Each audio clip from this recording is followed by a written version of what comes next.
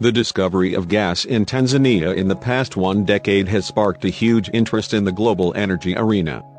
Natural gas is produced from 3 sources in Tanzania: Songo Songo, Mnazi Bay, and Kiliwani North. The field is located on and offshore Songo Songo Island, about 15 kilometers from the mainland and 200 kilometers south of Dar es Salaam. The signing, in June, of a framework agreement between the Government of Tanzania and 2 oil and gas majors, Shell and Equinor, previously Statoil, is an important milestone in getting the East African countries' much-delayed liquefied natural gas, LNG, prospects back on track. Developments so far show how delicate the line is between resource nationalism, which spooks foreign investors, and the conditions which enable a host country to obtain a fair deal from international companies. Tanzania's gas discoveries since 2010 have been overshadowed by the bigger finds off northern Mozambique during the same period. But the resource, estimated at 57 trillion cubic feet (TCF), is the 5th largest in Africa, ahead of the reserves of such well-known producers as Libya and Angola. The discoveries came on top of an older and much smaller natural gas industry which is already being used to generate electric power in Tanzania. The price of natural gas has surged since the Russian invasion of Ukraine in February. European countries are in the process of massively reducing reliance on piped Russian natural gas, which previously accounted for 40% of their supply, a development which has spurred a new interest in African gas reserves. Some estimates suggest Africa could be producing anything up to 30 billion cubic meters, 1059 TCF, for the European market by the end of the decade. Other than the North African littoral, which is close enough for direct pipeline supply, this will be seaborne and will require the construction of liquefaction plants, known as LNG trains, in African supplier countries.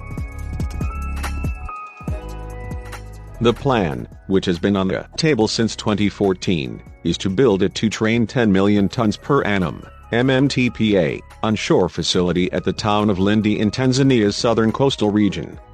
The investment required is estimated at between $20 billion and $30 billion, and initial expectations were that production would start in 2021 or 2022. The Bank of Tanzania estimated, in 2016, that the project would add 2 percentage points to the country's GDP growth rate.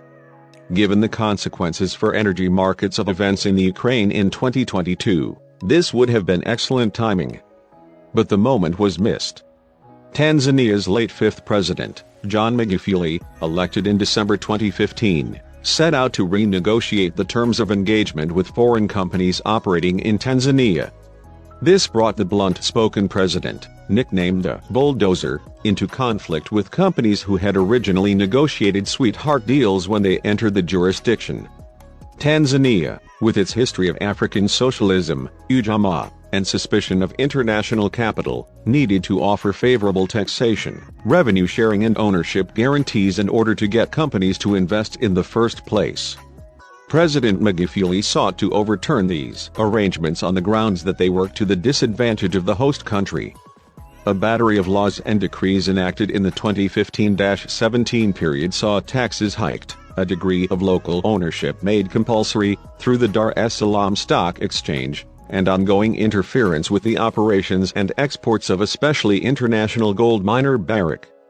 3 laws passed in 2017 allowed the government to renegotiate the terms of all resources contracts, while the Public-Private Partnership Amendment Act of 2018 prohibited international arbitration.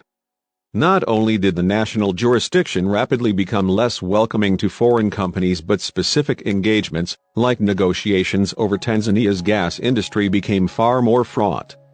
In the gas sector, the original sticking point was the Magufuli government's determination to renegotiate existing production sharing agreements in Tanzania's gas industry. Negotiations over a host country agreement, HCA, scheduled to start in April 2019, were suspended while old contracts were reviewed. Negotiations between the oil and gas majors and the government of Tanzania effectively broke down. In January 2021, one of the main potential investors, Norway's Equinor, wrote down the book value of its investments in the country by $982 million, stating that the project was not competitive within its portfolio. Magufuli passed away unexpectedly in March 2021, only 4 months into his second 5-year term of office. He was succeeded by the Vice President Samia Suluhu Hassan, who moved rapidly to reverse the government's perceived hostility to foreign investors. A month after coming into office, in her inaugural speech at the Tanzanian parliament, Hassan vowed to make the country more investor-friendly. Later that year she ordered the reopening of negotiations with the oil and gas majors. The details of the framework agreement have not been made public. It has however been presented as the basis of a host country agreement, HCA, which is the traditional mechanism for setting out legal, financial and commercial terms of a deal. While an HCA is an essential building block in the development of a LNG industry in Tanzania, it is a long way from a final investment decision, FID, on the part of the international companies. Predictions of the timing of a FID are speculation at this point. President Hassan has suggested 2025 as a possible date, but international energy markets are looking anything but predictable in the medium to longer term. Other than actual construction, the biggest single activity between the enactment of an HCA and the announcement of a FID will be the securing of sale and purchase agreements with the countries which will be importing Tanzanian LNG. An FID in 2025 would suggest LNG production starting only in 2030 or so. Variables which will affect this process include the global shift away from fossil fuels, which Shell's scenario planners suggest will peak in 2040, as well as competition from the US and Canada. These two countries account for 57.8% of aspirational liquefaction capacity, mostly from shale sources, according to the International Gas Union's 2022 report. Perhaps it should also not be assumed that relations between Russia, which has huge LNG ambitions of its own, and the West will remain hostile. LNG may still be a game changer for Tanzania, but the country is going to have to be careful to walk the fine line between spooking foreign investors through resource nationalism and getting the best possible deal for local interests. President Hassan has made a promising start, but there is still a long way to go and much uncertainty ahead. The Tanzanian economic outlook and potential is quite an interest area for all of us to watch keenly over the next 1 decade. Much can be tapped from this project, from the look, but the green migration is also a key consideration. Is it possible that ambitions of African nationalist leaders are seen from a view other than resource nationalization? Could we be confident that African nations are at a perpetual duress in steering their strategic resources? Is it possible for Tanzanian gas to be consumed locally, to be used to steer industrial growth and achieve energy sufficiency? The likes of Kenya, Uganda, DRC, Malawi, Mozambique and other African nations could import this gas. The East African Federation, were it a reality, could have better bargaining power in the global market as regards such resources as the Tanzanian gas, diamonds and gold, the Kenyan oil and Congo's rare earths, to mention in subtle terms.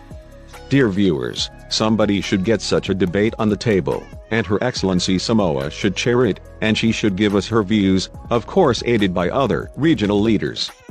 The legacy of an African leader being felt by the West and the Eastern worlds other than Africans themselves is no different from neocolonialism.